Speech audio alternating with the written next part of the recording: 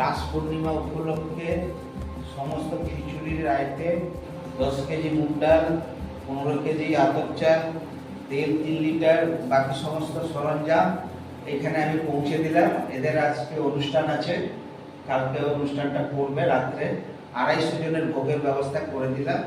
এই অর্থ দিয়েছে আমি, নারায়ণজি নিজে দিয়েছি, আমার এক গুরুদেব আছেন ডাক্তার উৎপল নন্দী, উনি দিয়েছেন, আর রীতা মুখার্জি বলে বারাসাত নিবাসী, উনি দিয়েছেন। 3 জন মিলে এই অর্থ দিয়ে আমরা এটা এখানে ঠাকুরের ভোগের জন্য অর্পণ করলাম।